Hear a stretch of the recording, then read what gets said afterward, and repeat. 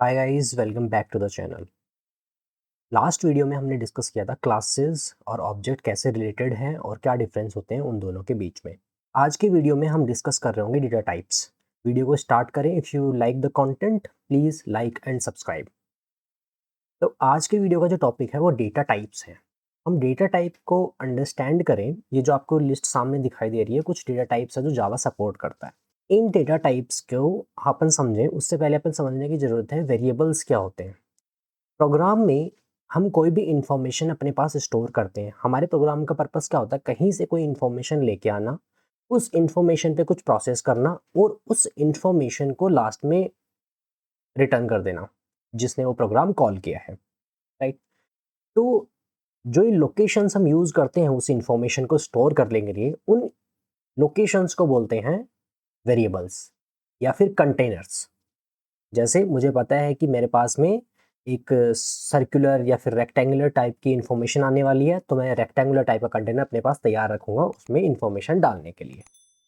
ठीक है, इन्हें वेरिएबल्स क्यों बोलते हैं? क्योंकि ये बहुत ही जेनेरिक से होते हैं। जैसे कि मैंने बोल दिया कि रेक्टेंगुलर टाइप का कंटेनर है, अब उसमें रेक्टेंगुलर टाइप की कोई भी चीज़ उसमें डल सकती है अनटिल अनलेस शेप सेम हो, इसलिए उन्हें बोलते हैं वेरिएबल्स। कि इनमें वैल्यूज़ चेंज हो सकती है। मतलब आपने पहले कोई एक वैल्यू डाली, अब दूसरी वैल्यू उसके ऊपर ओवरराइट कर सकते हो। जब हम अब वेरिएबल नेम को हम यूज़ कैसे करते हैं? वेरिएबल नेम को यूज़ करने के लिए पहले डेटा टाइप, उसके बाद उसका वेरिएबल नेम। अगर हम बाय डिफ़ॉल्ट कोई वैल्यू देना चाहते हैं तो वो वैल्यू। अगर इसे और सिंपल वे में समझें तो हम बोल रहे हैं कि भाई किस टाइप का कंटेनर हमें चाहिए। डेटा टाइप हो गया हमारे टाइप का कंटेनर, और फिर नेम ऑफ कंटेनर कि अगर हमें वो यूज़ करना हो, मैं बताना हो कि भाई उस कंटेनर से इन्फॉर्मेशन निकाल के लेके आओ, मुझे उसमें कोई काम करना है, तो आप उस कंटेनर को रेफ़रेंस कर पाओ। तो डेटा टाइप हम चूज़ कैसे करते हैं? जावा ने तो आई थिंक 8 और 9 डेटा टाइप्स दिए हुए हैं, बट हम चूज़ कैसे करते हैं? चूज़ करते हैं हम अपनी प्रॉब्लम के स्पेसिफिक, कि हम किस डेटा सेट पे काम कर रहे होते हैं, उसके अकॉर्डिंग हम अपना डेटा टाइप चूज़ करते हैं। राइट डेटा टाइप चूज़ करना क्यों इंपॉर्टेंट है? क्योंकि जो भी डेटा टाइप आप चूज़ करोगे, उसके अकॉर्डिंग आपको रैम में स्पेस दिया जाएगा, इतना स्पेस आपको देना है, और कुछ ऑपरेशंस सर्टेन डेटा टाइप्स पे ही पॉसिबल होते हैं। जैसे कौन-कौन से ऑपरेशन होते हैं वो हम अब जब डेटा टाइप की लिस्ट देख रहे होंगे तब देखेंगे कि उनमें क्या डिफरेंसेस होते हैं। जावा में 2 तरीके के मेनली डेटा टाइप है जो आपको ये दिख रहे हैं, प्रिमिटिव डेटा टाइप्स और रेफरेंस टाइप। तो प्रिमिटिव को रहने देते हैं। रेफरेंस टाइप कौन से हैं?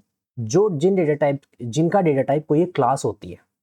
जिन वेरिएबल्स का डेटा टाइप कोई एक क्लास होती है। जैसे लास्ट वीडियो में अगर आपने देखा होगा तो हमने कुछ ऑब्जेक्ट्स बनाए थे। तो हम क्या लिखते हैं? कोई भी वेरिएबल डिक्लेयर करते हैं तो पहले उसका टाइप, फिर वेरिएबल का नाम। तो हमने क्या लिखा था? राम नाम का वेरिएबल बनाया था, बट किस टाइप का बनाया था? स्टूडेंट। तो स्टूडेंट एक क्लास होती है।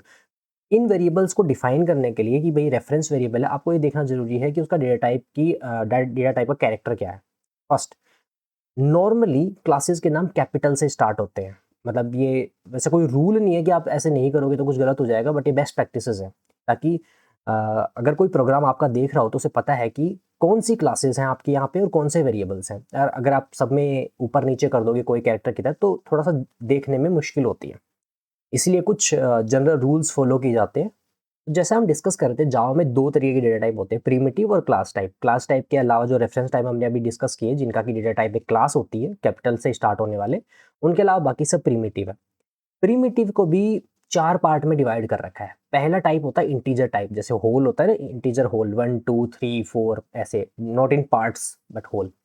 उसके डेटा टाइप हमें दिए हुए हैं इन्होंने 4, बाइट, शॉर्ट, इंटीजर, इंट और लॉन्ग। इन सब में डिफरेंस क्या है? इन सब में सिर्फ रेंज का डिफरेंस है कि वो कितना बड़ा डेटा स्टोर कर सकता है। बाइट 1 बाइट का स्टोर कर सकता है, और शॉर्ट 2 बाइट्स डेटा स्टोर कर सकता है, 4 बाइट, और लॉन्ग 8 बाइट। 1 बाइट में 8 बिट्स होते हैं।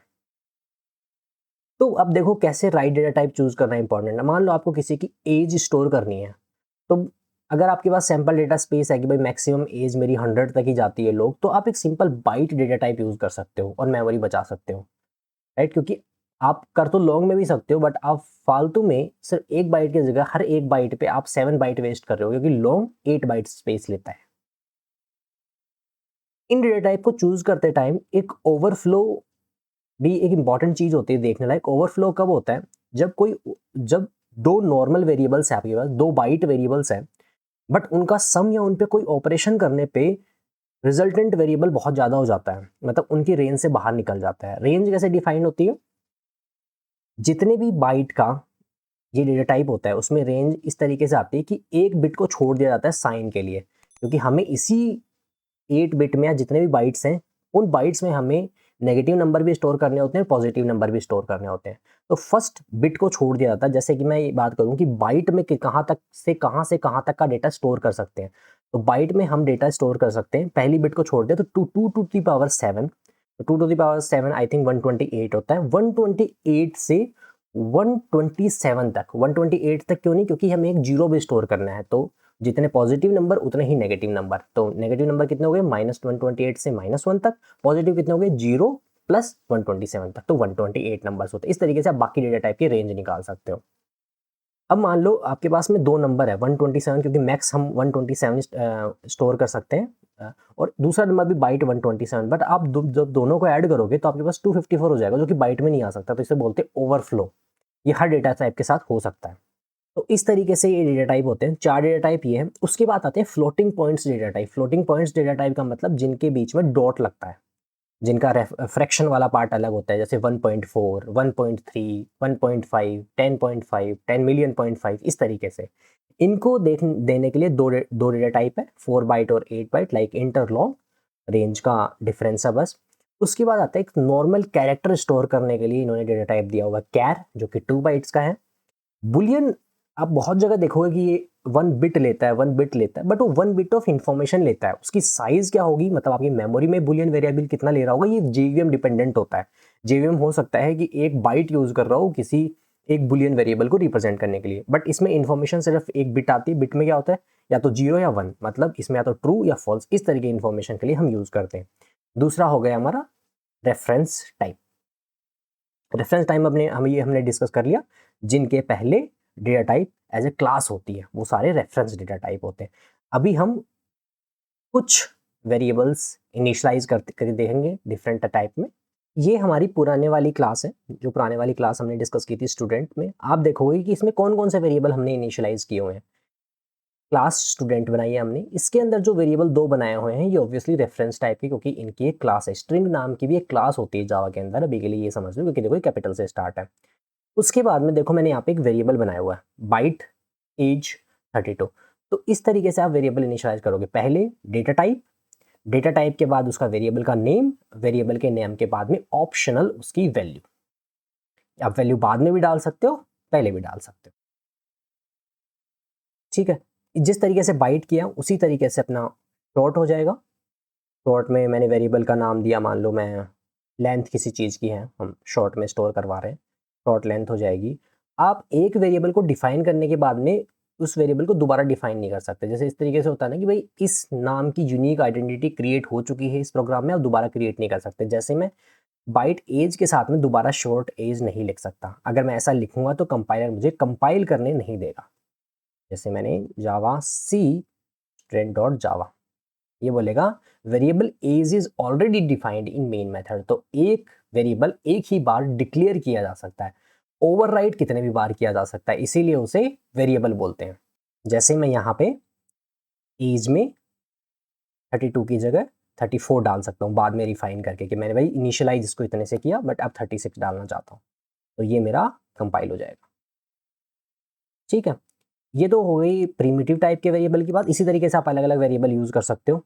जो कैर वेरिएबल्स होते हैं और जो बुलियन वेरिएबल्स होते हैं उनको इनिशियलाइज करना थोड़ा सा डिफरेंट होता है।